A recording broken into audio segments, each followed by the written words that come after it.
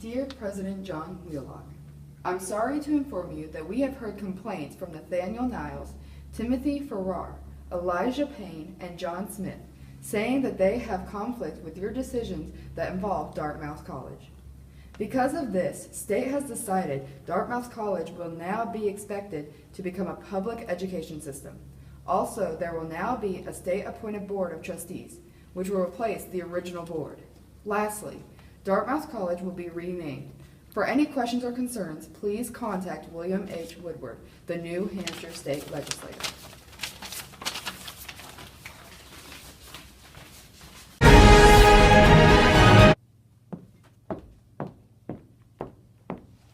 Welcome, Mr. Wheelock. Hello, Mr. Woodward. I have a few concerns that I have to discuss with you regarding my college. Okay, please take a seat and list your concerns.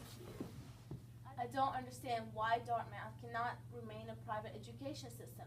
Why do we need to make it open to the public?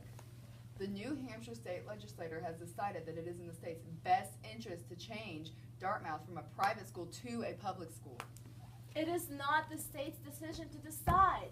Our school was granted a charter from King George III from England.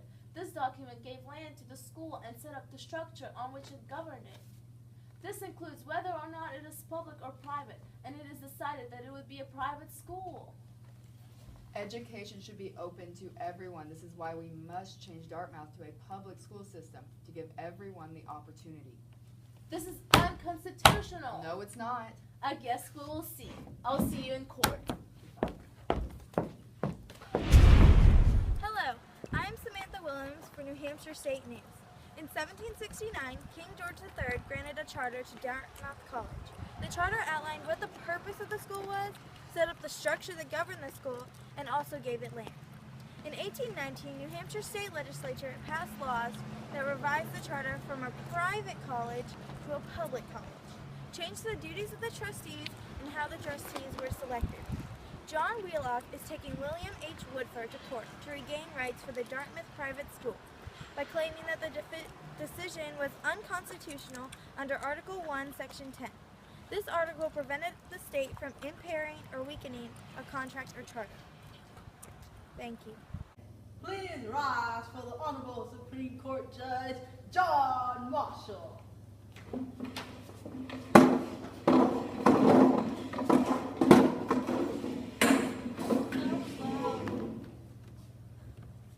You may be seated. Is the contract protected by the Constitution of the United States? The New Hampshire Legislature has decided that it will be in the state's best interest to convert Dartmouth College from a private school to a public school. Objection! On what grounds? It is against the Constitution in Article 1, Section 10. Order! The objection is overruled. Mr. Wheelock, you will have your turn to make your point. Mr. Woodward, please continue. Yes, sir. The charter that was signed by King George III occurred before the creation of the United States, which makes it invalid. Article 1, Section 10 states that no state can pass any law impairing the obligation of contracts. This means that Woodward has no right to abolish the contract made between Dartmouth and King George III. Thank you. Now there will be a 30-minute recess for the court to deliberate on the evidence. After the court is back in session, I will make my verdict. This is an act of trover brought by the trustees of Dartmouth College against William H. Woodward. In the state of New Hampshire for the books of records, corporate seal, and other corporate property to which the plaintiff alleged themselves to be entitled. A special verdict, after setting out the rights of the parties, finds for the defendant if certain acts of the legislature of New Hampshire passed on the 27th of June and on the 18th of December 1819 be valid and binding of the trustees without their assent and their repugnance in the Constitution of the United States, otherwise find it to be plaintiffs. Well, the case is over. The decision was that the Supreme Court agreed with Dartmouth by a 5-to-1 margin.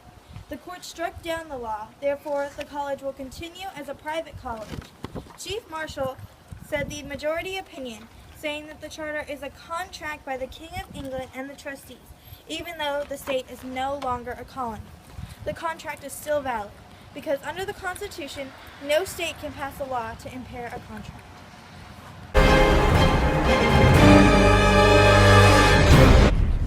Hi, I'm Samantha Williams from New Hampshire State News. Remember that court case, Dartmouth versus Woodward? Well, it's the 5th anniversary of John Marshall's decision to close the case. After analyzation, historians believe that the impact of this decision greatly encouraged business investment and growth. States cannot pass laws to impair contracts or charters by businesses, making businesses more secure.